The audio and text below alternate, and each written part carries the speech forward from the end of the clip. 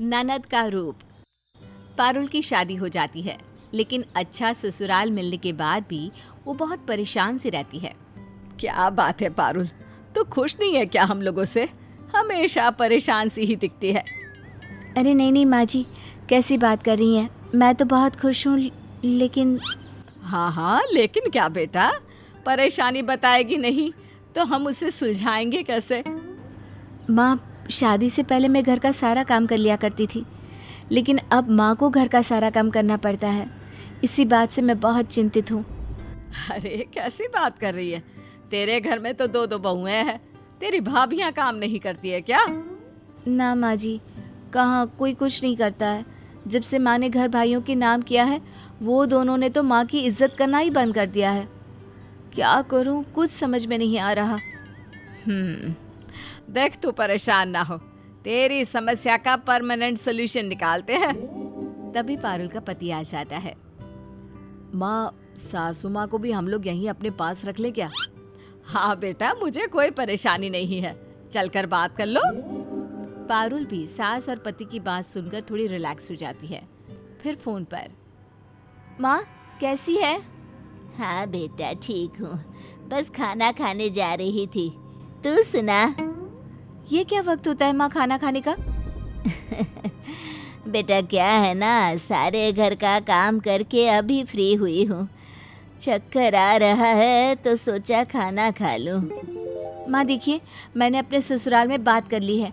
वो लोग आपको हमारे यहाँ हमारे साथ रखने के लिए तैयार है। मैं कल आऊँगी, आप अपने सारे कपड़े पैक कर लेना। कल से आप यहीं रहोगी मेरे साथ। वैसे भी बहुत बड़ा घर है ये माँ। नहीं नहीं बेटा, ये तो तेरी सास और पति का बड़प्पन है कि उन लोगों ने बहू की माँ को घर में रखने की इजाज़त दी। लेकिन बेटा ये संभव नहीं है, क्योंकि मैं तेरे घर जाकर रहूँगी तो समाज क्या कहेगा। माँ क्या है, क्यों समाज का सोचना? अब दोपहर 1 बजे का खाना तुम शाम के 5 बजे खा रही हो, तो समाज आ रहा है क्या खाना खिलाने? मैं कुछ नहीं जानती, मैं कल लेने आ रही हूँ। अगले रोज पारुल घर आती है, जहाँ बड़ा भाई, अरे पारुल आई है, आओ आओ पारुल, कोई चाय कॉफी तो लाओ। अरे पारुल का घर है, शादी हो गई तो क्या हो गया? रहेगी तो घर की बेटी ही ना। जाओ, खुद बनाओ, खुद पियो और हमें भी पिलाना। हाँ। अरे नहीं, मैं चाय कॉफी पीने नहीं, माँ को लेने आई हूँ। कुछ दिनों के लिए मैं माँ को अपने घर ले जा रही हूँ। अरे कैसी बात कर रही हो? माँ चली जाएंगी तो घर कैसे चलेगा? नहीं, माँ कहीं नहीं जाएंगी। सिर्फ काम पूरा करने के लिए आपको माँ की जरूरत है? देख बेटी, तू अपने घर में खुश रहे, मैं ठीक हूँ यहाँ। देख पारुल, ससुराल से आई हो, खुशी खुशी रहो, घर तोड़ने की बात मत करो। पारुल को बहुत दुख होता है। वो मायके से चली जाती है। वहाँ जाकर वो उदास सी रहती है। लेकिन फिर एक दिन सास पूछती है, अरे क्या बात है, क्यों बार बार सोच रही है? देख पारुल, तेरी माँ भी सही कहती है, वो अपने बेटों को छोड़ देगी तो समाज क्या कहेगा? तो क्या समाज के कारण सारा दिन वहाँ परेशान होती रहेंगी, नौकरानी की तरह रहेंगी, और मैं खुश नहीं कर पा रही हूँ। मैं क्या करूँ माँ जी? देख, एक आइडिया है मेरे पास। फिर दोनों सास बहू कुछ बातें करते हैं और पारुल हंसने लगती है। माँ जी, ये आइडिया तो बहुत अच्छा है। फिर अगले रोज पारुल के मायके में डोरबेल बजती है और सामने खड़ी होती है 2 गंवार औरतें, पारुल और उसकी सास। जी, लेकिन भेष बदल कर। पारुल की बड़ी भाभी पूछती है, हाँ बोलो, कौन हो तुम? क्या करने आई हो तुम दोनों यहाँ? जी हम माँ बेटी हैं, दोनों काम की तलाश में आई हैं। सुना है यहाँ 2 आलसी औरतें रहती हैं जो सारा काम एक बुढ़िया सास से कराती है, तो सोचा चलकर काम मांगे। हाँ, पता है कितनी बदनामी हो रही है इस घर की बहुओं की समाज में। अरे रख लो ना हमें काम पर, फ्री में सारे घर का काम करेंगे, बदले में कुछ नहीं, सिर्फ 2 वक्त की रोटी दे देना। रुको यहीं। बड़ी बहू अंदर जाती है और देवरानी के साथ बैठकर मशवरा करके बाहर आती है। ठीक है, हम लोग रख लेते हैं तुम्हें काम पर, लेकिन हाँ, कोई होशियारी नहीं। दोनों सास बहू की एंट्री घर पर हो जाती है। पारुल बड़े भाई के सामने, अरे माँ, आप रहने दो ना, मैं काम करती हूँ, आप बस बैठ कर ये सब्जी काट दो। कितनी अच्छी लड़की है ये, पता है तेरी आवाज ना बिल्कुल मेरी बहन जैसी है। वो भी ऐसी है। हम लोग भी ना अच्छे घर के हैं भाई, लेकिन क्या करें, माँ का मकान भाभी ने चालाकी से अपने नाम करवा लिया और फिर हम लोगों को घर से निकाल दिया। हम बेचारी काम की तलाश में भटक रही थी। हाय रे, मैंने क्यों उस करमजली के नाम घर कर दिया। भाई पहले तो मुझे उसने नौकरानी बनाया और फिर धीरे से घर से निकाल दिया।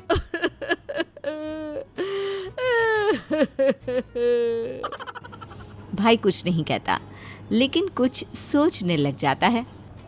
मैं तो भैया ले आई माँ को उस घर में से। वहाँ तो वो नौकरानी से कम कुछ ना थी। पापा के जाने के बाद भाइयों ने भी माँ को नहीं समझा। माँ अकेली हो गई थी। और तेरी माँ चल दी तेरे साथ। अरे तेरे भाइयों के बारे में नहीं सोचा, समाज क्या कहेगा? अरे कैसी बात कर रही हो मालकिन।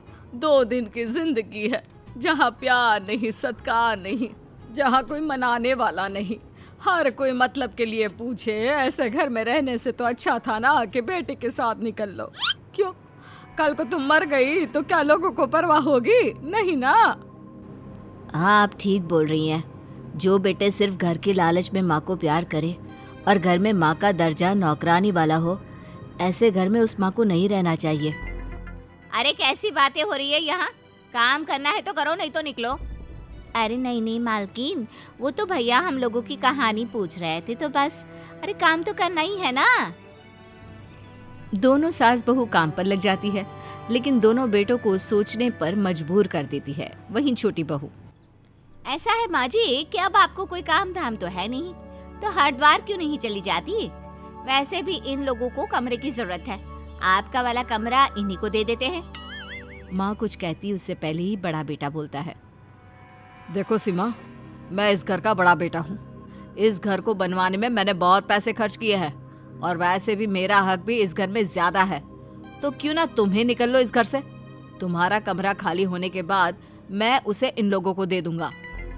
बिल्कुल भैया, वैसे भी माँ के लिए ऐसी सोच रखने वाली औरत मुझे नहीं चाहिए। पारुल और उसकी सास मन ही मन खुश होते हैं।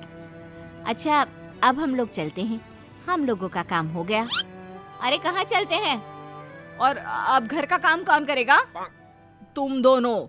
और नहीं कर सकते तो निकल जाओ इन दोनों के साथ ही। पारुल और उसकी सास घर आ जाती हैं और मायके में भाभियां काम पर लग जाती हैं।